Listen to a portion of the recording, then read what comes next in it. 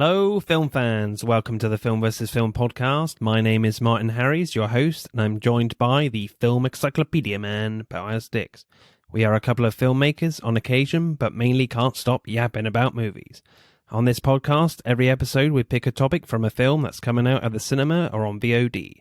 Myself and Boaz pick our favourite film from that topic, and we battle it out to decide which film will become the greatest film of all time, according to two film geeks from Wiltshire, England. If you enjoy this podcast, please leave us a review and subscribe.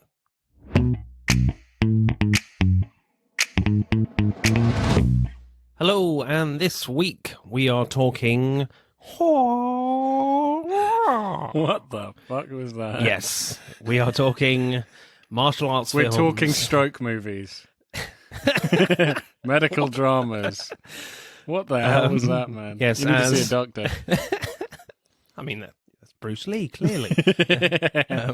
No, Bruce Lee is... All right. I think that sounded worse than yours. Yeah, that was we've descended into madness already. Yeah. And just we're not even two men squawing like chickens, trying to interpret. I would love Bruce Lee to do that. That would be amazing. Yeah. This week, as Mortal Kombat comes out in cinemas in the US and on VOD with a price tag in this country, I would imagine we are talking, as you've guessed it already, martial arts films. And as ever, you've heard him already. I'm joined by the Mr. Encyclopedia man, that is Mr. Boaz Dix. How are you, sir? I'm very good. Always. Good. Let's get straight into it then. Let's kick some ass. Aye. My pick is Enter the Dragon, the classic Bruce Lee film. Unfortunately, his second from last film that he did. His last one was Game of Death, was released posthumously. Yeah, it came out in 1973. I think he died later that year. Such a shame. He's had such huge potential to be like a huge Asian American star. I mean, I was thinking about going for a more modern one, but you kind of picked The Raid already, like, really quickly, so yeah. Which is no surprise. I was thinking maybe going with something like the 13 Assassins. I've never watched that one. Which looked really good, very much like Seven Samurai inspired. I kind of had to go for like the grandfather of martial arts, really, in Bruce Lee, the first proper Asian American star. I mean, I can't really think of another one, really. I mean, can you think of another, like, Asian American movie star other than Bruce Lee? Well, I think, with Bruce Lee, he kind of set the trend. Yeah. I think, before Bruce Lee films, the whole kung fu martial arts craze really wasn't, like, a thing. I mean, this is going beyond my day. In our day, dude, kung fu films were just everywhere. Everything's doing, and you think of an Asian, you think kung fu, you think martial arts, which they love those films now. But Bruce Lee definitely set that trend. Yeah, huge name, still greatly revered amongst other martial artists, and fight choreographers as well. So yeah, apparently, during the late '60s and early '70s, he, other movie stars came around his house for like martial arts lessons, like James Coburn and the like, just doing martial arts lessons. That's pretty cool. Which is kind of cool, Yeah, my pick, I had to go with... I was thinking about going with like Fist of Fury or Way of the Dragon, I think the other one's called, which looked, which looked very good. Yeah, I watched Way of the Dragon a long, long time ago, and I think I may have watched Fist of Fury. I watched a few Bruce Lee films when I was younger. We had like VHS box sets of Bruce Lee films, and I thought I had watched this one. This is Enter the Dragon, innit? I thought I'd watched it, but I hadn't. I think I watched Way of the Dragon. But Enter the Dragon was the first like American produced martial arts film. All the other ones were kind of Chinese imports to America. This is a Warner Brothers film. So what's this about? So this is about a character called Lee who's in like this Shaolin temple, and he's basically told by like the American government that it's the British. It's the British intelligence. Oh, the British government. Yeah. I can't believe you said American. The guy is so fucking English. Yeah. It's insane. You can smell the tea and crumpets. You can smell it. Yeah, definitely. Yeah, he's told about this like martial arts tournament that's held on this island, and it's reported that he might be like a drug baron or whatever, and he holds this tournament every 3 years, and all the best fighters come here. Yeah. So the British government ask Lee to basically enter the tournament and try and take him down, basically. Yeah, that's the film, and it's kind of basically the same thing as the Mortal Kombat film coming up. It is. They get like, Yeah. Well, you've seen the trailer. Yeah, definitely. But that's one thing, because I'm really big into Mortal Kombat. I watch like loads and loads of gameplay of like any new Mortal Kombat game that comes out and stuff like that. Or I'll read up on lore. And I think one of the things that's really interesting in this film I didn't know is like that it's a tournament on an island somewhere by some Asian evil bad guy, and I'm like, that's like Mortal Kombat. That's like an island. Yeah, and it's a direct Shang Tsung. influence. It's like Mortal Kombat just ripped this off. Ed Boon or whatever. And even like the character, that Bruce Lee plays, there is a character in Mortal Kombat who is basically Bruce Lee, Liu Kang. Liu Kang, he's Bruce Lee, Yeah. And he's the main character, so that's kind of interesting. So yeah, I think you've inadvertently picked a movie that is the inspiration for Mortal Kombat. Definitely.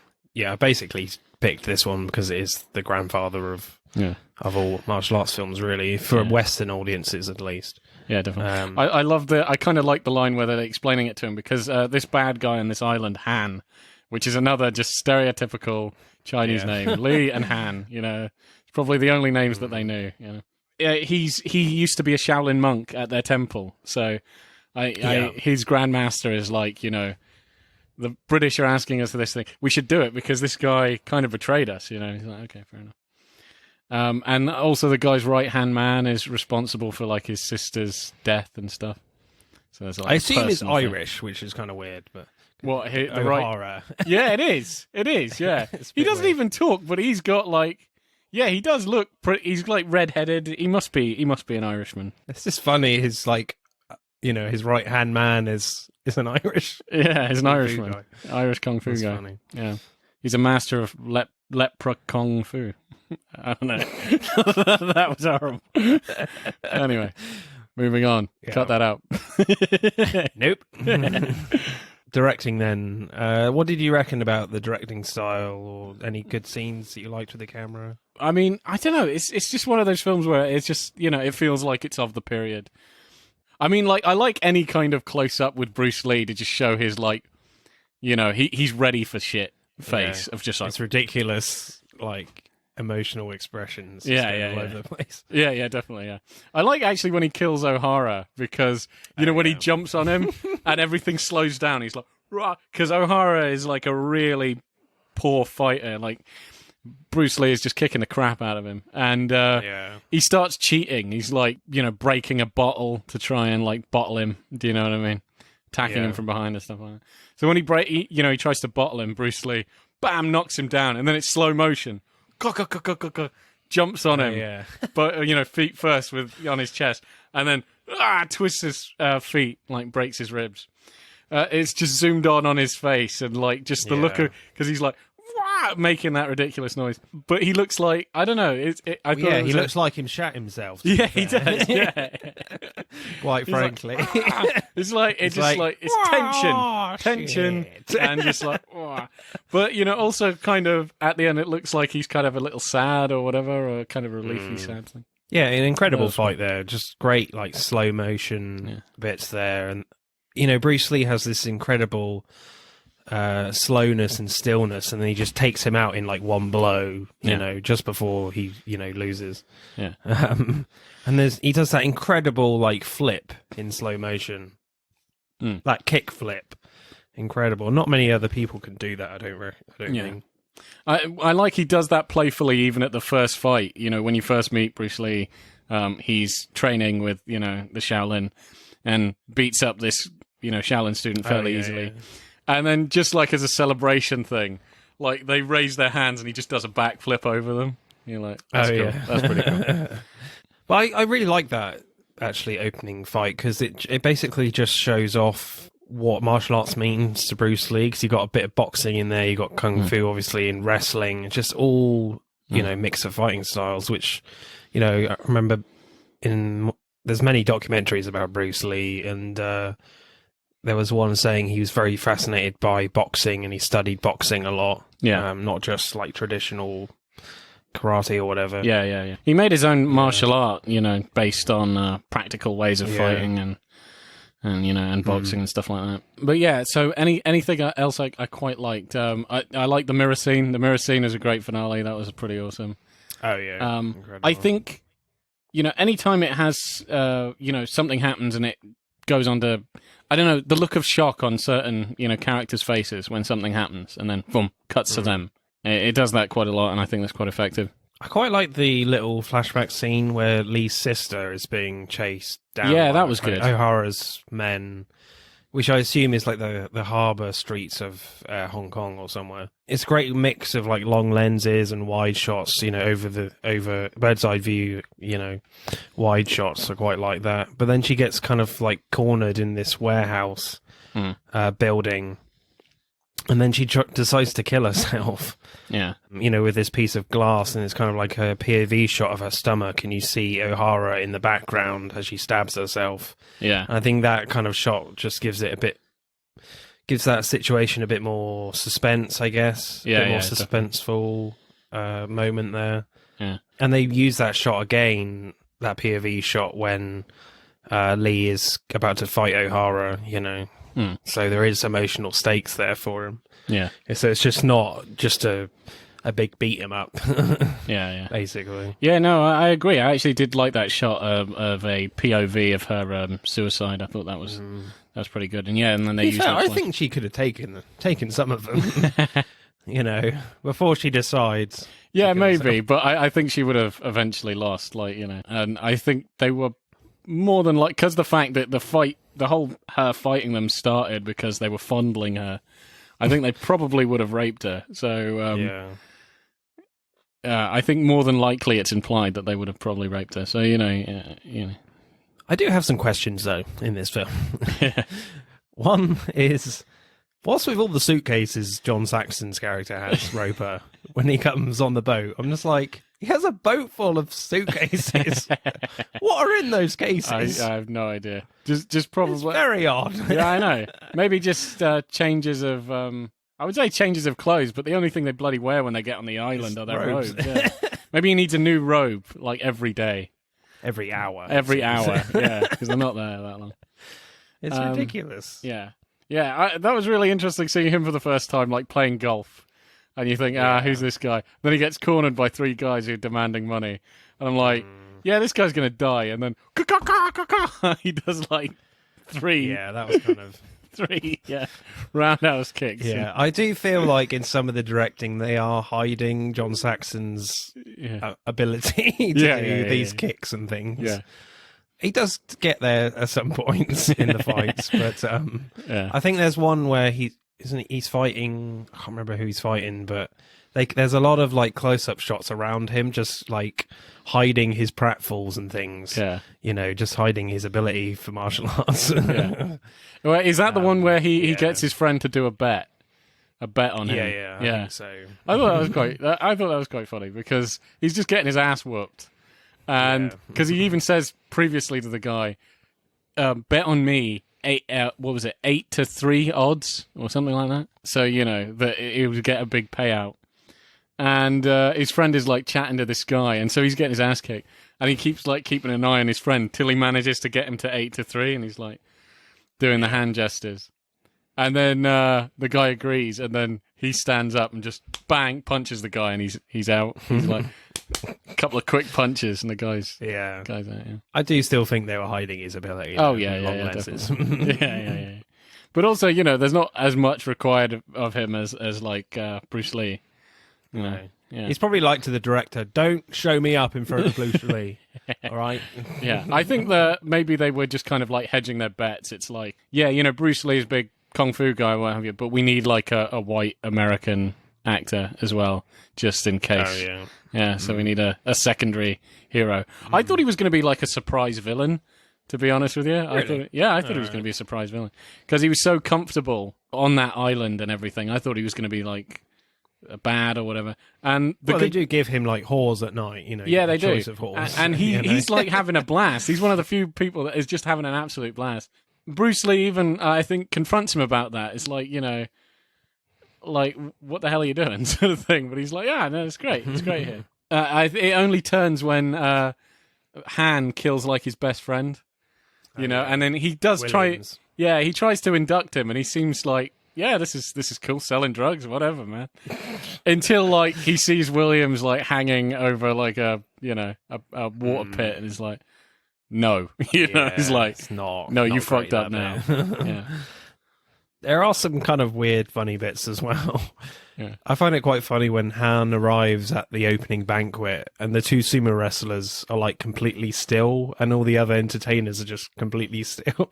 Yeah. And then they start up again when Han leaves. Yeah. I'm just like, why? I don't understand. Yeah. Oh, I was going to forbidden. Are they forbidden to look at him or something? Yeah, I don't know. I was going to find that a bit odd. Or... Yeah, it was kind of odd. I don't think I really noticed it, to be honest with you. Why are we still? I can't remember why. Are we not supposed to look at him or something? Yeah, exactly. Anyway, not given any direction. You know, I like the mirror fight at the end. I thought that was really good. Oh yeah, that's great. Yeah, but I quite like the bit just before that. You have like a really cool like rack focus where it goes from Lee's face to Han putting the knives on. And then you've got like a POV of the knives like following Lee around, you know, before the first blow is hit. And you think, you know, Han is pretty formidable because, as you said, he killed Williams, who was a proficient fighter. Yeah. And he kills Williams like pretty easily with no blades. So you're like, oh, this could be quite a tough fight for Lee. But then he just beats him up fairly easily anyway. Yeah. But then you learn quickly that the knives aren't really his real weapon. His real weapon is the Hall of Mirrors. Yeah. That scene is so iconic now. It's kind of riffed on in certainly John Wick 2 and a bit in John Wick 3. Yeah, no, I was gonna mention it as soon as that scene occurred. I was like, holy shit! Like this is where the guy from John Wick. It just reminded me of John Wick 2. You know, when he's in the Hall of Mirrors, I was like, basically the same thing. I would say like done a little better because I do like the fact that. It's not just a brawl. It's kind of a mental thing. Oh, yeah. Because he could beat Han, no problem. When he goes in the Hall of Mirrors, he just comes out of nowhere, cuts the shit out of him, and just seems to vanish. It's like, what the fuck? And I like the suspense on that. And it's like, even when you kind of see him, you can kind of see... It's not him, it's just a reflection. Yeah. He comes out of nowhere, he's actually behind him, kicks the crap out of him. And the solution, is obvious now. It's probably been referenced so many times, but it's pretty cool. Just cracks all the mirrors and then just kicks the shit out of him. Yeah, because it's kind of like lots of shards of mirrors, isn't it? And there's some shots where Lee is like creeping around, and in some of the mirrors you can see Han. Yeah, you know, in the mirrors, it's really cool as they're creeping around. Yeah, I mean, a little bit clunky with the voiceover added, like, you know. I just can't remember what he says, but he basically tells him to smash the mirrors. Yeah. But, no, it was with his sensei of like, to beat the enemy, you must destroy the illusion, and you know, because they project an illusion, destroy the illusion. I always found like because the sensei is at the beginning and tells him that he just sounds awful, like he just sounds like some. He just sounds like an American taxi driver or whatever, just some guy that they just picked off the street and were like, could you read some lines? And it doesn't fit him at all. He looks like like an ancient Chinese sage, and then you have this sort of, smash the mirrors, Lee, you need to do that. That's how you... It's like, what the fuck? So, that was strange, and then they repeat it is a bit weird. There are other cool directional choices, actually, by Robert Klaus. Yeah, Robert Klaus does have some interesting directional choices with Bruce Lee's action scenes. There's one where, like, Lee is taking out a load of guys, like, just outside the cells in the drug lab. And then when he's taking a load out, there's a big crash zoom straight onto his face in close-up. And you get all these incredible expressions on his face that he's putting while he's waiting for the next attack. And when the next attack comes, the camera pulls out really quickly, and then the next attack happens. I thought that was quite clever, just a way to like break up the action, but just by using one shot. You know, I thought that was quite clever. Yeah, I like the beginning of that fight because I didn't know it was going to go into a full-blown fight. Like, he beats some guards, and basically all the enemies come from behind the camera. It's like, they're streaming in from behind the camera. So you're like, okay, he's beating everyone, and you're like, where the fuck are these guys coming from? You know, they're literally coming from behind the camera. And then I was like, oh, okay, here we go. This is going to kick off now.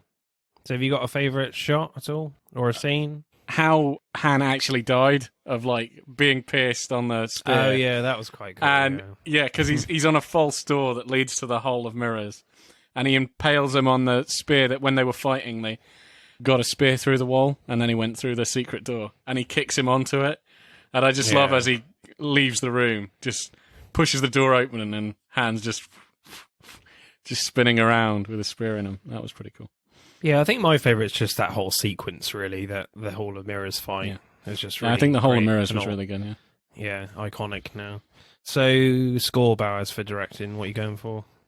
I think I'll go maybe like a 7. It's not like it's, it's good. It's not like, it's really, it's good to look at. It's definitely of its time. It's not like majorly showy and what have you. So I think that would do me, I think. Yeah, I think there are some creative, POV shots and especially I do agree with you. The death of his sister is actually pretty good. And how they did that. Yeah, I suspect Robert Klaus definitely is working very closely with Bruce Lee and how to direct it properly, how to direct his action. So, yeah, I think maybe like 7.2. All right, screenplay then. We should mention, actually, that Bruce Lee was actually an uncredited writer on this film. Really?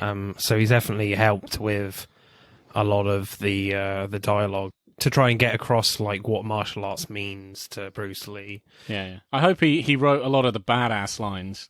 There are quite a few I suspect so, yeah. There are quite a few badass lines of like, no, this is what you should say just before you kill someone. That kind of bullshit, Mr. Handman. From Roper. I like that one. Yeah, that's a good one. I think one of my favourite Bruce Lee ones is where he's facing O'Hara or whatever, Hara or whatever. Yeah. Is he O'Hara? Or is O'Hara, it just... yeah. O'Hara. That sounds like, the detective or the police commissioner from the 1960s Batman. It'd be funny if he's the same guy. Yeah. Okay. Have to leave for an island, Batman. Got some business to attend to. Yes, my other life. In my other life, yeah. In a tournament. Yes. Where the hell Serving a weird man with no hands. Yeah. Where the hell is Police Chief O'Hara? Oh, he's been killed by, Bruce Lee. Bruce Lee. Yeah. Did you know Bruce Lee was actually on the 1960s Batman? Was he? Yeah. Yeah, he did a lot of TV work, didn't he? He did an episode where I think he was Kato from the Green the Hornet a lot. Yeah. There was a Green Hornet Batman crossover, and he played Kato. Yeah. Was there? Yeah, and he fought Robin or something. Yeah. It's quite interesting. The line I was going to say is, like, just as he's facing O'Hara, he bows respectfully, even though he detests this man. And O'Hara does this very awkward where he brings a board with him, and instead of bowing, he just smashes the board, show off his strength. And I just love how Bruce Lee just looks at him and goes, "Boards don't hit back." And it's like, okay, yeah, that's cool. That's pretty cool. He's going to kick there's so many moments in this film where Bruce Lee is just not impressed. I'm just like, what's that supposed to mean? It means nothing to me. I will break you. Exactly, yeah. Just with a Bane voice. But certainly a lot of the dialogue during the early scenes that put across Lee's ethos towards martial arts is quite interesting.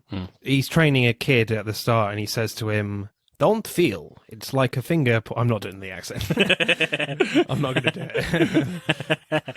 Yeah, because that's you'll either offend Chinese people or you'll offend Indians who think you're trying to do an Indian accent. Yeah, because whatever the hell it is, it's awful. I'll just do a chicken noise. Don't feel. It's like a finger pointing the way to the moon. Don't concentrate on the finger or you'll miss all that heavenly glory. Yeah, it's quite... You got to think that's from Bruce Lee, definitely. And then at the start with the Shaolin abbot, Lee says to him, "And when there is an opportunity, I do not hit." it hits all by itself. You know, I thought that's just really. I think really that cool was part of a much bigger speech, which I did like, where he was like, you know, if they extend, I contract. If they contract, I extend. You know, it's like, yeah, this is pretty cool. But some of the dialogue is really bad, though. It's really bad and very robotic. Where again, during that earlier in that conversation with the abbot, was it? He says, "So it is now for you to reclaim your lost honor." Yes, I understand. There is a man here. You will go to him. Like, okay. Yeah. Moving on. I think he's my least favorite. Get to the good stuff. Exactly. My least favorite character, I think, is the his sensei. It's just like, what the hell? It's just odd. Yeah, it's just an American guy who's had no voice acting lessons. I do like the bit as well, because, like, you know, where they explain, because obviously you have to have this of, like, you know, what's going on, but, you know, it's kind of the elephant in the room of why are you sending a martial artist to do this? Because he goes like, why don't you just send a guy with a gun? Just, you know, shoot him straight in the head. It's like, you know, and he's like, no guns, can't have guns, because he doesn't have guns. And, well, yeah, they wouldn't be able to get on the island. Yeah, exactly. He doesn't allow anybody on the island with guns. And they can't raid the place because they don't, like, technically he's not doing anything illegal.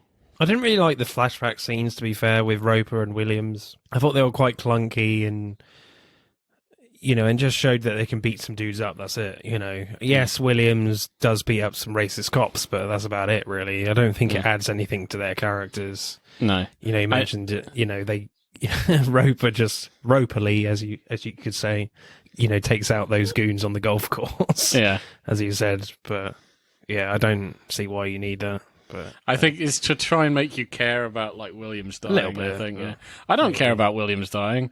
Like, you know, I'm like, I don't give a damn. But, you know, Roper obviously cares. I also found kind of Williams. I think he would have been much better as a villain or something. And he's huge. He is absolutely enormous. He's a big black guy. He's like a basketballer that knows kung fu. It's like, it's insane. And yeah, I was kind of disappointed that he was just, you know. Yeah, and it's not terribly convincing that Han, like, kills him as well in that scene. I'm just like, Williams could definitely take him out. It looks like he could pick him up, like, about, you know, 5 feet in the air and just choke slam him, you know, like, much bigger than he is. You know? I do like the line, Williams has been accused of being, like, the saboteur, the bad guy and stuff, and Han brings all these men in to, you know, beat him up, and he beats them all up. But I like, just as they come in, he just looks at him and he goes, "Man, you come you come straight out of a comic book." Or something like that. I like that. I thought that was funny. That was a good line.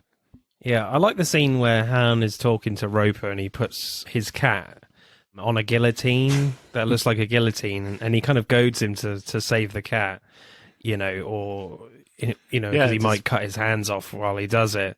But when he does end up picking the cat up, and then Han pulls the handle as if he's going to release the guillotine, but it's just a lift. Yeah. I thought that was quite a funny joke. Yeah. There are lines even you won't cross. Then he's like, "Oh, faked out again." Yeah, so I quite like that. Yeah, my favourite line is Spords don't hit back. I thought that's quite cool when he. Yeah, I think that's probably before my he fights line. O'Hara. Yeah. So, what's your score for screenplay? One of the things that I think is just kind of a disappointment in the story is that there are no twists. I was expecting some kind of twist. I've been spoiled by the amount of films that we do and how many end in some sort of dramatic twist, which seems to be like a go-to for, like, screenwriting now. You know, you do any sort of film, there's got to be some twist. But no, this is a fairly straightforward film. He has to go to an island, take down some crazy Asian drug lord, and that's exactly what he does.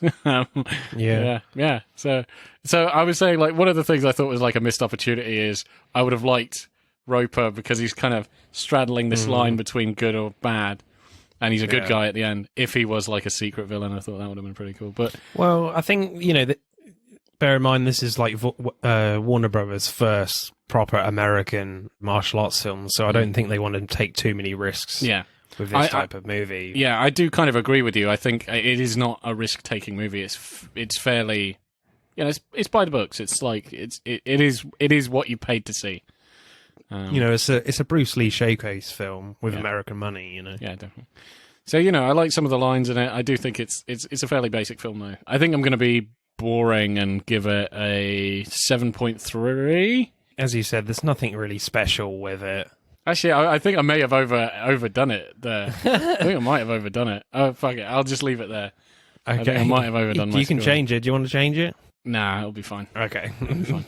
He wants to change it. I do want to change it. It depends. If your film beats my film, then I'll change it. You can't change it at the end. I don't know. Trying to cheating bastard. Yeah. All right. Yeah, I think what the impressive thing is, you know, Bruce Lee is an uncredited writer in that, and I do like the way he, in his writing, not his martial arts per se, he's trying to express his ethos on martial arts. I do quite like that commitment, and that they allowed him to put that stuff in. But again, you know, the rest of the dialogue ain't great, and the rest of the story is fairly simple. So I'll go like 6.8, I think. Acting then, I think this is the most impressive part of the film in terms of the stunt acting. Yeah, definitely. Incredible. Yeah, the stuntmen get their asses kicked. Although some deaths I don't think make any sense, like logically. Oh, right. Yeah. So, you know, like the big guy, the really big guy, you know, that's like... Yeah, Cho or something. Chow, yeah. So I'd say if like O'Hara's is right, then I suppose Chow's is left. And he's a huge Chinese guy. And where the 3 guards that failed him, yeah, and you know he kills them like the first one. I was 4 guards that Bruce Lee managed to kick the crap out of and escape when he was sneaking about.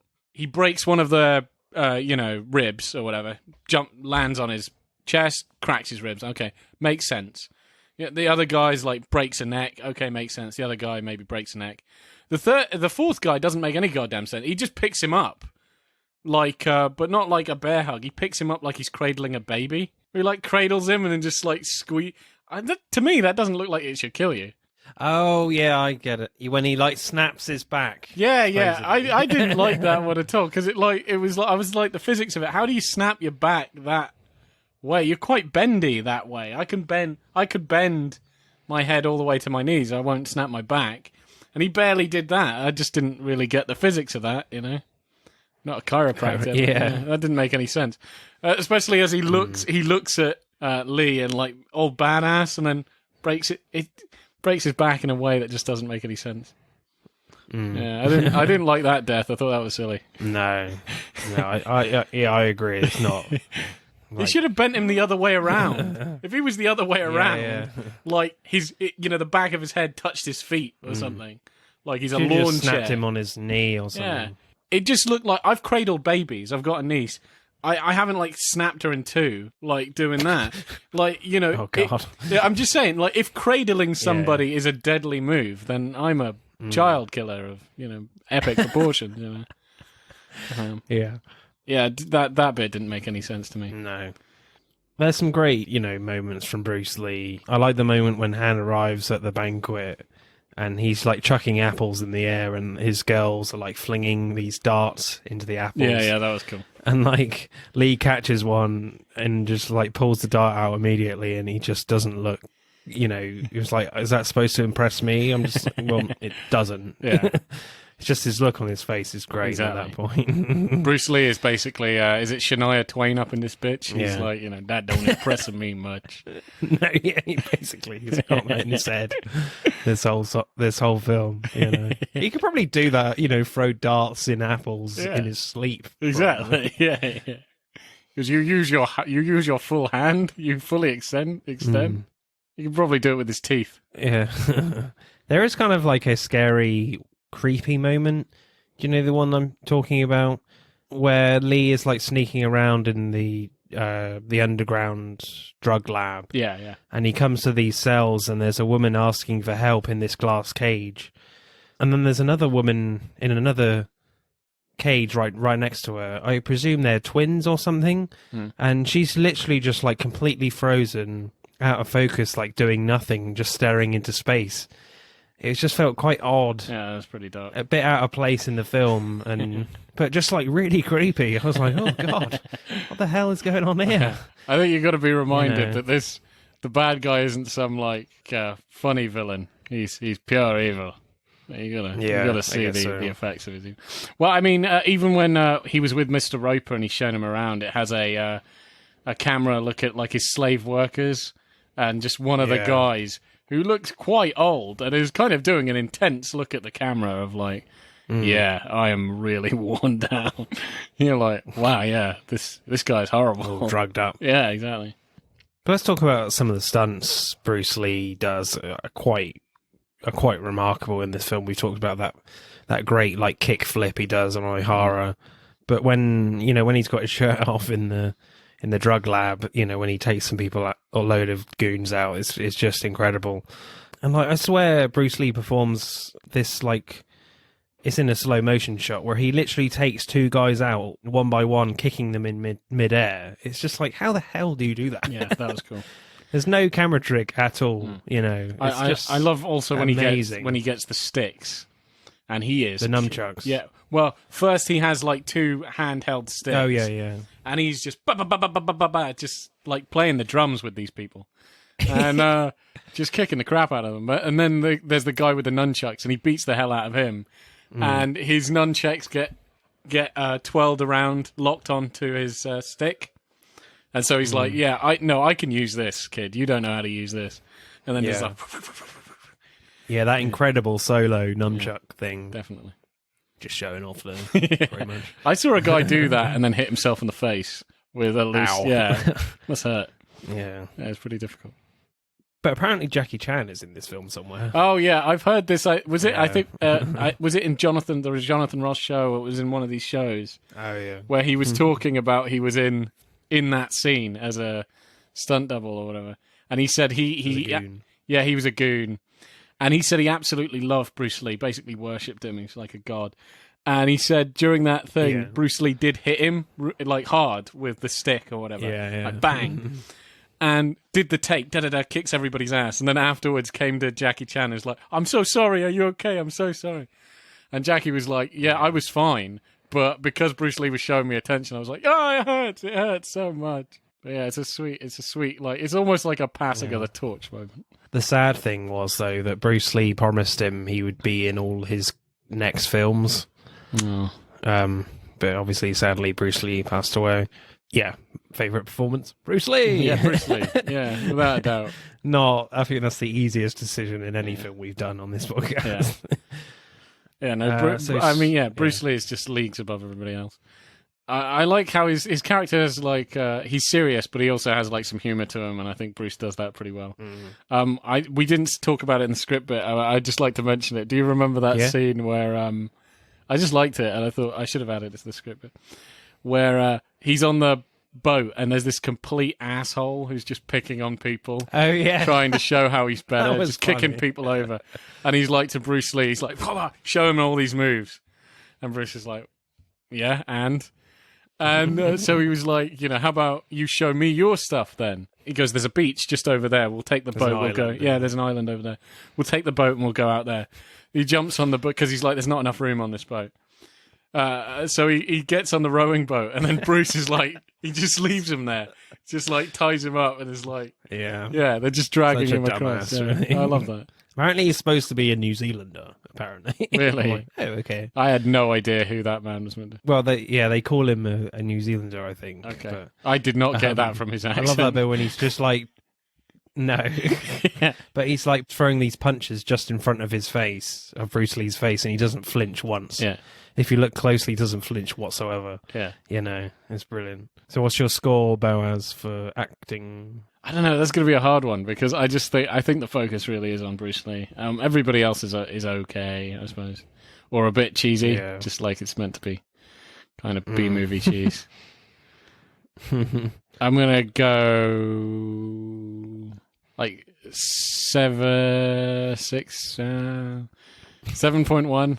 I don't know. 7.1? That's going to sound harsh. I'm not sure if it's harsh or not harsh enough because it's like I like Bruce Lee, but yeah. I think I'm going to go a bit higher, 7.5, because I think some of the stunt work alone from Bruce Lee is absolutely incredible. I just don't think you can get that from any other martial artists or stunt guy. Oh, yeah. Just incredible. I was going to say this other bit that I thought was cool. You remember when he's fighting Han, and he's got scratched up, and he's kicking the crap out of him, and he scratches his belly, and I like where he's like intense, like the motherfucker just scratched me, and he kind of looks down, and obviously he wants to be a badass, and just like touches the blood and just licks like his blood. Yeah, I don't get that. I'm like, why are you tasting your own blood? You think it tastes funny or something? Maybe he's never been cut before. He's never had to bleed his own blood. Yeah. It's like, what is this strawberry jam coming out of me? Yeah. Or it's just like a off the cuff thing. I was like, oh, is this what American ketchup tastes like? Like, needs more salt. That would have been a cool one. Yeah. No, okay. Maybe I'll go 7.5. Maybe because of the stunt things as well. I think I agree with you. I'll go 7. Okay. All right. Copycat. Right, let's add up the scores then for Enter the Dragon. I don't know where that came from. Did you step on something? Enter the Dragon gets 43.1. Not brilliant, to be fair. I mean, I think if we had a time machine and we didn't know all the films we knew now, I'm sure it would be a lot. It would be a lot higher. Yeah. But I think a lot of what it does, they're tropes by this point, and So, Bowers, what is your film? The Raid. Yeah, you got to say it like that because it's badass. So, why did you pick this one? Oh, I think when I first watched this film blew me away. Yeah, no man, it was just like one of the most intense action films I'd ever seen. I could have chose like The Raid 2 because I probably wouldn't because it's very exhausting. This film is exhausting enough as it is, and The Raid 2 is like it's like a marathon. It's quite an intense. Extra hour. Oh my god! And also like The Raid 2, it's weird because this film is like action. The Raid 2 is just packed. It's just like I think there's barely any story. I don't even know what the fuck's going on. Like in The Raid 2, it's like action scene followed by action scene followed by. You're like, oh my god. Yeah, this is a little bit more sensible than that, but it's still. I think even if you didn't watch the second one, this is still one of the best action films I've ever seen. Yeah. And the second one, I just think, kind of tops that. It feels more exhausting though. You kind of picked this very quickly, didn't you? Yeah. Well, so I picked this, and then I think I tried to tell you I was going to pick a different film, Jet Li's Kiss of the Dragon. I was only going to pick Kiss of the Dragon because I thought it would make it a good joke. Like, if you're talking about Enter the Dragon, then I say, you got to... No, listen, you got to kiss the dragon before you enter the dragon. You know, that's... I don't know. It was meant to be a silly joke. You can't just pick a movie for a joke. Yeah, you should kiss her first, then enter the dragon. Oh dear! This is the type of quality conversation you get from the Film versus Film podcast. Yeah, definitely. Yeah, we're not. I was going to try to think of some like sensible reviewer, Robert Egbert or whatever. I can't remember. I'm really shit. Roger Ebert. Ebert. Yeah. I doubt he would talk like this. No. Yeah, fucking dragons. Yeah, I don't think that would be in his reviews. No. So what happens in The Raid? Okay, yeah. So The Raid is a Indonesian film done by a Welsh director. Yeah. Gareth Evans. We've done him before on Netflix originals, The Impossible. And that was we talked about that, how the camera work was quite intense, and the violence was pretty insane. Like, yeah, the violence in this is completely nuts. So I'll just go over the story really quickly. The plot is about this guy called Rama, who is an Indonesian police officer. And the film starts with him like working out and what have you, and it's just he's a family man, but he's also a dedicated martial artist. He's a SWAT cop, and they are raiding a city block that's owned by this criminal. Like, he basically owns the block as like a landlord and leases it out to many people, including like thugs. So they raid his compound, and he gets wise and he locks the compound up. And they have to literally fight their way level by level to get to him. And he's on like the 15th floor or something. So, yeah, pretty basic like that. It does throw in like a few twists and turns along the way. Like his brother, Rama's brother, actually works for this guy. So Andy. Yeah, Andy, yeah. So he wants to take him back home. But yeah, so that's basically the plot. And it doesn't waste any time getting into it and just like... yeah, let's just start the killing, man. Yeah, so directing then, I mean, as you said briefly there, certainly Gareth Evans has this very interesting directing style, and you get the first sense of this in the first like hallway fight Rama goes into, and it's just brilliant. You know, and the moves are so quick, and you feel every blow, but you can follow like every move perfectly. You don't miss anything, I feel. Yeah, I think this is the thing. It's like the camera does react to the punches, but it doesn't overreact. I think you see a lot of these films, and I do like them, but where they kind of take from Bourne and they, like the Bourne films, but make it, I don't know, they do a kind of worse job at it, where nowadays you... Shaky cam. Yeah, just shaky cam. Like, I think it's fine in small doses. I think this is more like a punch happens and the camera kind of moves slightly with the punch. Because they use big wide lenses, you know, so the camera's really close, but you can still... it feels like it's really close to you, but you can see everything. Yeah. If you know what I mean. Yeah, and definitely, and the camera knows how to reorientate itself to like some other specific part of action. So there's some cool stuff going out here, and then it's like, oh, but there's a fight occurring right here. There's some stuff. Boom! Like, look at that. Do you know what I mean? It's very. Yeah. And each cut is like so precise, so you can see the action in the best possible angle. Yeah. And I like how like each fight has a little different spin on it. The first one with Rama, he kind of gets ambushed into this hallway fight, and then the next one is kind of a hallway fight as well, but it's more of a standoff, and they kind of ram each other. And then there's, the drug lab one where there's the corrupt cop, the old guy, and another guy they're with, and you cut between them all with all the different fighting styles. Yeah, definitely. Yeah. I love the fight between Jacka and Mad Dog. That has a very like standoffy feel as well. Yeah, I love that fight. It's one of these films where in most action films, about 2 of these fight scenes would make a film.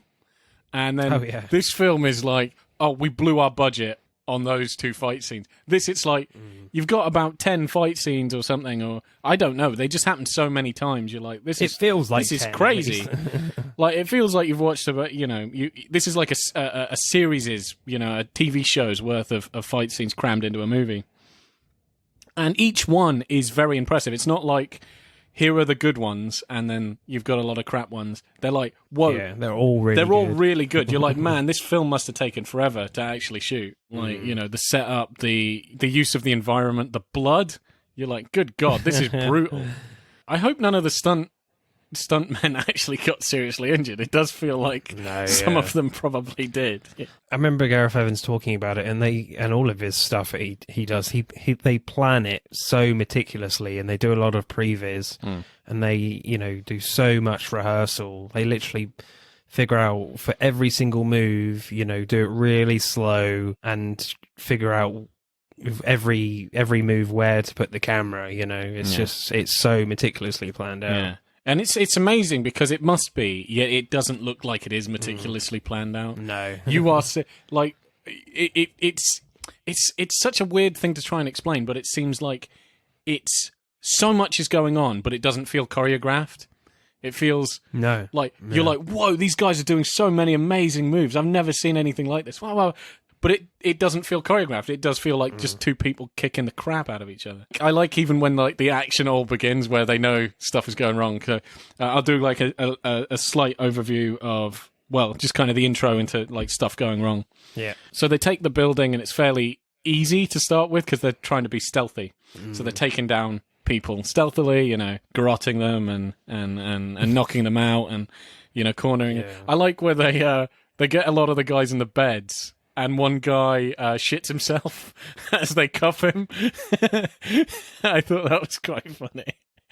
So anyway, it's all going meticulously until they see Was it like sick or something? I think he crapped himself. Weird. Yeah. Oh, right. Yeah, he literally crapped himself. And because there's shit oozing down and the guy's like, ugh. It's a very gritty film. Yeah, I forgot about that bit. Yeah. Cheers for that. Hope you're not eating peanut butter, whoever is watching this. But So they're doing all that, and then this kid sees them, and you're like, oh, shit. And then the captain is like, everybody put down your guns. Kid, come here. And the kid comes running out. And I love that slow motion of, like, kid bursts through the door, and he goes, police are here. And the old guy Yeah. raises his gun, shoots through the wall, and it basically slow motion bullets straight through his throat. And then they just open up. It's like, Yeah, I love yeah, that that was bit. crazy. But there's some great moments without like major action as well. There's a great suspenseful bit with the machete guy. Oh yeah, that's got to be my favorite. Where like Rama and the injured cop, the annoying one, Roa, I think his name is, and they find this guy as they're trying to get into the building, and not a nice guy. I think Rama remembers his room number, and they go to that room, and then he hides them in the wall, and it's great because he's stabbing the wall repeatedly, the machete guy, and it does, it is really quite tense. But and Ramo does get his cheek cut. Yeah. But it's a great idea from Rama in the script as well that he does hold the machete to like wipe off all the blood. Yeah. I like the idea of that, but I'm not. It didn't fully convince me. I think I kind of agree with you there as well. I just feel like he would have just smudged the blood over the blade. Yeah. You So, definitely wouldn't clean the blood with a glove. That just that doesn't make any sense. I liked the scene, but I do agree with you there. It's like his blade comes out clean. You're like, there's no way in hell that thing would be covered in blood, even if you gently wiped it. So that doesn't make sense. But I do like that scene. I agree with you there. I also like how he's holding the guy's face, the cop, the other cop, the injured cop, to make sure he doesn't make noise because he's trying to squirm. And he gets stabbed in the cheek, and he's just like, just not making a sound. Yeah, great acting Like, there from Jesus those two. Christ. I mean, what's the moment that makes you like audibly gasp the most? Because I mean, a lot of certainly when I saw this film the first time, like there's so many moments where I audibly gasp. Yeah, there are I so mean, what's many. the biggest one for you? So, yeah, because this is the thing, like, so with action scenes or horror, whatever, you get these moments where you're like, oh, no, he's not going to go there. And then this film was like, yeah, fuck it, he goes there. Yeah. Cuts his, Because you feel like every blow. Yeah. You're like, oh, shit. So a couple of the fights, most of them are from Rama. Rama looks like such a nice guy, but the man is an animal. The man is a complete animal. He's talking to his brother as like, you shouldn't be a criminal, like, you should be a nice guy. And you're like, dude, you are an absolute psychopath. You are the worst guy in this film. Where he grabbed one guy's head and he's just smashing his head on the wall all the way down. Yeah. That was pretty gnarly. That was a good shot. Yeah, that was a good one. It's just like light wall. Just it's like nothing left of that guy's head. I don't know whether it's the same fight sequence, but at the end of that, where Rama drops a guy on his neck on the broken door. Yeah. I was like, oh, yeah. Yeah, I knew you were going to mention that. It didn't happen on that one. It's the next one. Oh, right. The next one in that same hallway. And I agree with you. I think that gave me the biggest holy shit. I thought you were going to mention that. And I've watched that film a few times, and even watching it again, I know it's coming, and I still go, oh my God. And it's so clever. So if anybody wants like elaboration on what happens, is he kicks a guy through, I think someone gets kicked through a door. Yeah? Yeah, breaks the door. Doesn't Yeah, so he's fighting, and a guy gets smashed through the door. And this door, the frame is still, like, intact, Yeah. And there's, like, a bit taken out of the middle of the door. And he's fighting this other guy who I think has, like, a knife or a machete. And he grabs the dude's neck and then just jumps backwards and lays down straight. So the guy's neck just lands on what's left of this door frame, and it's like, oh my God. That was the other one as well, when he kicks a guy off the balcony and his back lands on like the side of the wall. Yeah. I was like, oh shit. Yeah, that must that one's pretty intense. Yeah, I love how he killed the machete guy, who's like, he should have played a bigger role because he's really scary. He's always like, he looks pretty intimidating. He should have had a bigger role. But when he fights Rama just kicks the crap out of him. And then I love that bit where he just rushes him and just like out the window. It's like all these people go, just out the window and lands on another balcony. You're like, and I love the couple that see him, and the husband's just like, kind of looking at him and like a bit like, what the hell? And the wife or girlfriend is like, who the hell is that? Just like this kind of. Yeah. I quite like that. Where did he come from? Yeah, where did he come from? Yeah. I think one of my favourite fights is the drug lab fight, actually. It's quite cool because it gives you a chance to get to know, the other guy's fighting Oh, yeah. style, as I Yeah. kind of briefly said, Daegu and the old guy. Yeah, definitely. Yeah. You know, the old guy's just really brutal and just chucking Yeah. things, you know, at them and just throwing them. At this point, the old guy, you know, you're not meant to like him. He's ultra aggressive. He obviously doesn't care about like casualties and stuff. He's very rude. Like he kills the basically the child. Slightly rude, yeah. Yeah, well, he's viciously rude, you know, and doesn't care about the men. He shoots the kid that started all this nonsense in the first place. So he's not a very likable person. He's kind of a coward as well. He doesn't want to carry on, and so I wasn't expecting much of him. Plus, he's old.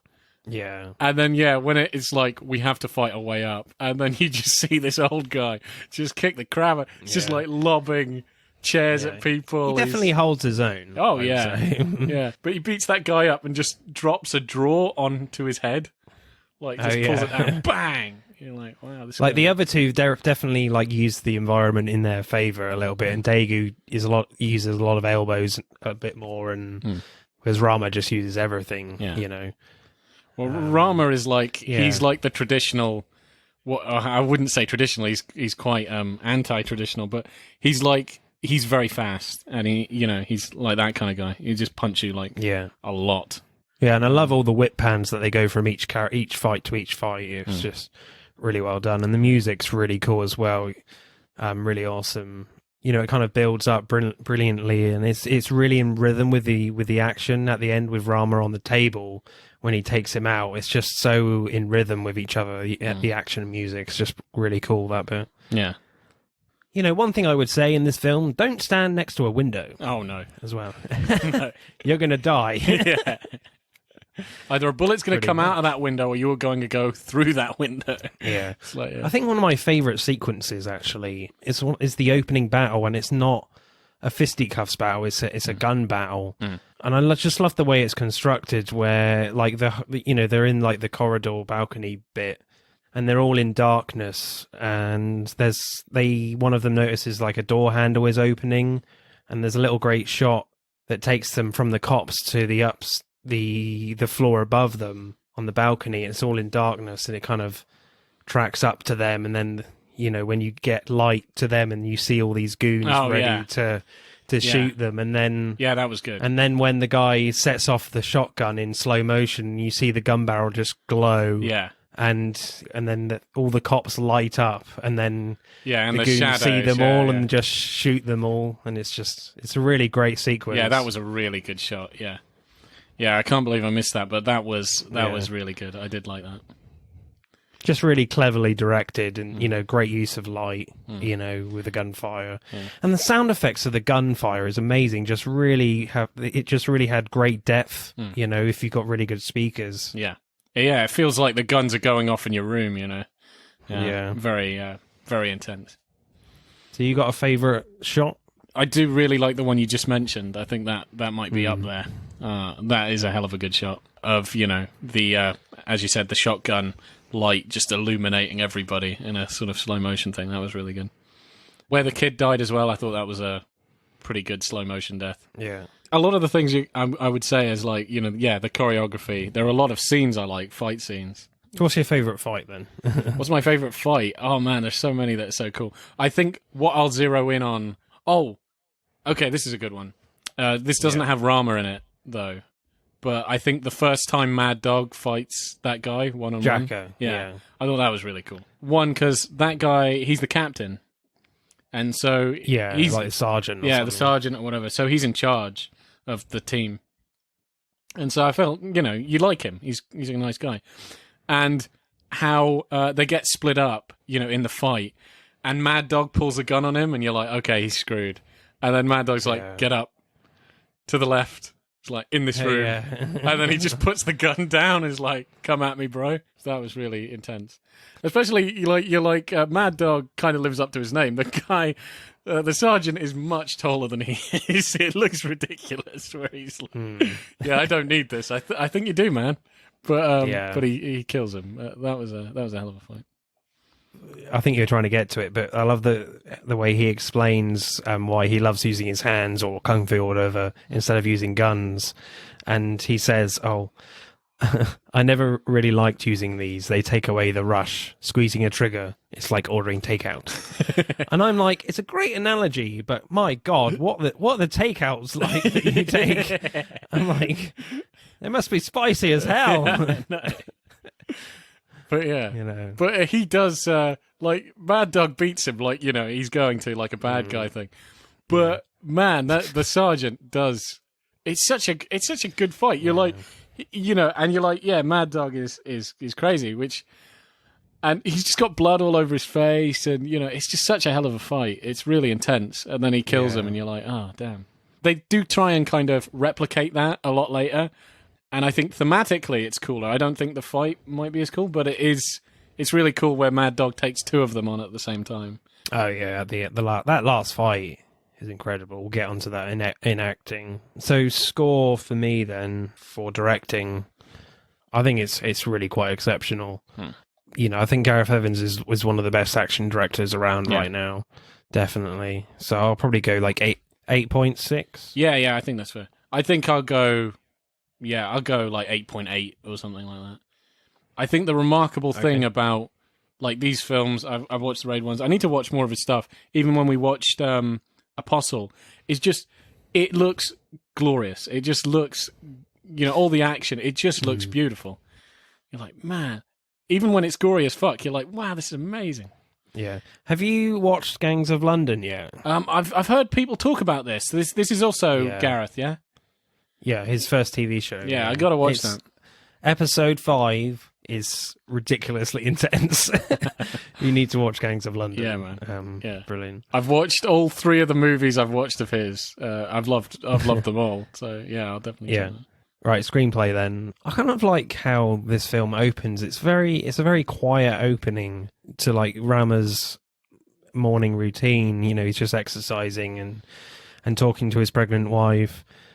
And you just get the sense that this is just a very ordinary cop just going about his normal day. And then you get like the title cards come up, the raid, and then you get this like an intense electric guitar music. I kind of like that very quiet opening. So you get this kind of subtle build up to this intense, ridiculously intense final battle action scene. I think just before it cuts to that, before he goes on his mission, he's like says goodbye to his wife. This is a regular guy. Then goes to see an old man, which is like his father. Oh, yeah, his father. And then he's like, I'll bring him back. And that's and you're like, oh, okay. Yeah. Okay, what's going down? And you find out, obviously who him is his brother. Yeah, he talks about the Mad Dog and the Jacker fight. Yeah, I really like that as well. And I kind of like the way that whole fight is actually constructed, because previous to that, Mad Dog is basically bigged up as this ridiculous fighter, that everyone's scared of him, and he an incredible fighter. And when they first get going, it's very, they kind of Mad Dog snaps into action, and it goes full pace from there. And Jacker holds his own. You kind of get the sense that Jacker could get out of this, he could escape this. Mad Dog is not all that. But then after a few blows, the fight's over, and you're just like, oh shit. It's like, maybe because I think where it really starts to ramp up is Jacker does start kicking the crap out of him, and he's like, he's getting all this blood on his face, and he's got him in a hold, and then he flips him, like, while he's in a hold. He flips him over his shoulder, and then he goes to town on him. So it's like, maybe he was playing with him a bit, making him think he could do this, and then just, That fight was intense, and it definitely does show you what those guys kind could of just do. Liked how it was just kind of over so quick, after a few blows. And I kind of like the way all the sound effects just cut out and it's just music while he just snaps his neck. It just kind of makes it more emotional, because I was kind of gutted that Jacker dies, because he was just a genuinely good guy that cared for his men, Definitely. I was like, no. I would say, he's definitely one of my favorite heroes on the thing, and Rama, I think, you definitely think, he should kind of make it to the end. But he's too nice to be left alive, I think. But he was a great character. I think if Rama didn't exist, he would be the hero of the film. Like, he's the guy with the experience. He is basically like meant to be the hero of the film. He's like seniority, cares about everybody. Like a genuinely great guy. Yeah, and I do think it was sad, his death. I think it was. Oh yeah, it was quite definitely. sad. So that's why I put the fight so high. Especially when you talk about when he breaks his neck. Didn't you think it was kind of cruel where he keeps going to because it slows down and Mad Dog seems calm and he's going for his neck and he's like slapping his hand away and he's like, no, I'm going for your neck. And it's just, oh man, it was heartbreaking. Yeah, as you said, that acting of just him slowly putting his arms up, it's just like, they string it out. It's like, snap his neck already. Yeah. I mean, don't. It's like he's taking his time with it. But yeah, it's like, yeah, that was brilliant. I do like the kind of comeuppance he gets of like, Rama comes to save his brother, and then Mad Dog is like, yeah, no, do you know what? I'll take you both on. He doesn't have to release that guy, but he releases his brother. Yeah, I love that. Yeah. And it's like, Mad Dog bit off way more than he could chew. But I mean, he nearly takes both of them out, though. There's a point in that fight where you're like, oh, he's winning this. Basically, the turning point only happens towards the end where he is beating them both. And he's actually got Rama's brother on the ground, and he's got Rama, and he's just kicking the crap out of he's just punching him like that on the floor. Yeah. And his brother has a broken piece of halogen bulb that broke during the fight. Yeah, because he does this incredible flip where he breaks it, and you think he's winning, but then... But yeah, and so he picks up a broken bit of halogen bulb and stabs him in the neck, and then it's like, okay, no, this turn, it just flips 180, and they just kick the crap out of him while he's like, injured from this stab to the neck. Yeah, so it's really interesting the way, these fights are constructed, all of them. But I do kind of like the final lines right at the end of the film, where Rama and his brother Andy, are about to walk out of the tower block, and Rama asks, but Andy isn't going to come with him, and he says, "Why stay?" And then Andy says, "For the same reason you stay in that uniform, it just fits." Yeah, I quite like that last line because so do I, Rama, he saved the day and captured the corrupt cop, but it doesn't mean Andy has a free life now. This world is kind of like all he knows. Who knows if, he'll be accepted back in his family. You just don't know. And you just get the sense that Andy is kind of lost, really. He can't imagine like what his home life would be like. It's just, I guess it would just be too uncomfortable for him, I guess. Yeah, especially, I do like that it's a kind of a reprise of like the first conversation they had together where they're basically trying to convince each other out of, he wants his brother to just go, and Rama wants to save his men and also bring his brother back with him, and it's just, and I like that that whole dialogue. I thought was really good. Of like, come on, it's like a clash of ideologies. Yeah, and then Rama just is like, because he's like dressed like something else, so you can hide, and he's like, no, this fits. I love the bad guy in this, even though he's not an action bad guy. I mean, like, Tama. I quite like him, and just some of the lines that he says are quite funny, like in a sort of like ridiculously evil, over the top way. Yeah. Like the first time you meet him, he's killing hostages, and the last guy, he runs out of bullets, so he rests the gun on his shoulder, and he said, "Could you hold this for me?" Goes to his drawer where there are extra bullets or a hammer. And then picks the hammer and just beats the gun. He basically just couldn't be asked to load the gun. He's got to walk all the way back to the gun and then load it. Yeah, saves me some time. Just more efficient, really. I just think he's cruel. If he had saw a spoon, I think he would have just gone with that. Beat him to death slowly with a spoon. He's got his coffee break coming up, He's got to run a whole building, I thought it was funny because he's eating noodles as well. Yeah. But my favourite line actually comes from Tama when he announces to the whole block that, the police are here.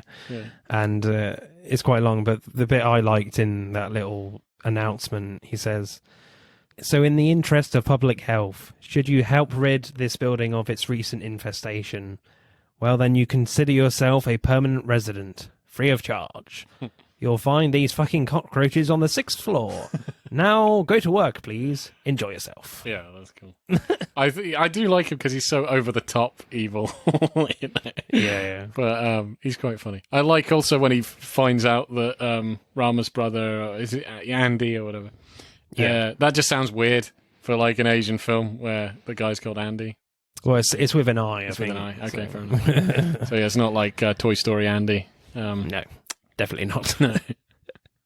But yeah, I was just going to say, I like the bit where he's Yeah. like, let me see your hands. It's like, nope, nothing, turn them around. Nope, Yeah. empty-handed. You know? That's kind of... Did I have a favourite line? You know, probably just where he kind of says, like, that his uniform fits. It's like, you know, like, wear something else. And he's like, nah, it fits. I like that. Mm. Just kind of demonstrates the character. So scores then for screenplay for the raid. As we've just said, there are some kind of like funny, sadistic moments from Yeah. Tama, Yeah. and I do like how all the fights are constructed, and and there's kind of like an interesting corruption angle. But so I don't know, maybe I'll go 7.9. I reckon. Yeah. I think the corruption angle, I think, needed to be... This is my only criticism, is it needed to be like better explained throughout the film. I felt like it was quite a lot of information towards the end. It was like, it's like, no, well, so wait, that guy's bad, but he's being betrayed by other bad guys who are more as bad. It's like, what the hell's going on? Yeah. Yeah, It did feel a little tacked on. It did feel at the tacked end. on, yeah. I felt like the guy could have just, you know, the cop that organised this just could have been an asshole. But then, I don't know, there was this whole corruption thing that... I don't know. I guess the Raid 2 makes those scenes better anyway. Yeah, so yeah, I think it's a major issue. Well, yeah, I mean, the police force is much more corrupt. So yeah, I guess it was quite a lot to just throw down your face at the last 5 minutes. So yeah. Yeah. Other than that, I think that, you know, the story is simple, but it was nice. It was really done pretty well. So score? Characters. I think I'll go 7.9. Same? Yeah. Right, acting then. I love the reaction from the annoying cop Boa when he tries to take out the kid, like you mentioned briefly at the start. You know, before he gets to the telecom, and he fails, and the kid shouts police as he presses the button on the telecom. And then the look on Boa's face, he's just absolutely terrified as he's just looking at the telecom. Yeah. And there's like a really nice push in from the camera. And, you know, the look on his face just tells you everything you need to know about the world of pain that they're going to go through. Yeah. Especially because you've already established he's like, out of all the cops, you know, the riot cops, he's kind of an ass. Because when Rama even says, like, why are we even going into why are we taking this building down now? It's like, you know, and he, what is he? Shut the fuck up. Yeah, he's basically like, shut the fuck up. He's like, I can't remember what he said. He says, like, you know, why the fuck not? Or something like that. He's something like that. Why the fuck not? And even when they catch that guy as he's trying to, he's really aggressive to him, grabbing him. It's like, dude, if you fucking move, I'll break every bone in your body. He's really intense. Where the rest of the cops are quite... So, yeah, I do like that. When shit hits the fan and he looks absolutely petrified, you're like, oh, okay, yeah, no, this is serious. And I love the way he just, like, slowly turns the telecom off, and it just emphasizes that fact that he's terrified, you know, just slowly turning it off. If you've got the resident badass looks like he's going to piss himself, then, yeah, this is going to go south very quickly. Yeah. But yeah, the funny moment on their faces, which I quite liked, is when the cops are all like trapped in this one room near the start, and Jacka and another cop are holding the furniture against the door, and there's just a racket going on, you know, outside the door, just trying to kick it down. And then all of a sudden there's silence, and the two cops just look at each other, just like, oh shit. And then they just jump out of the way, and then there's just a flurry of bullets and splinters all over the place. Yeah, that was crazy. They just look at each other like, oh, crap.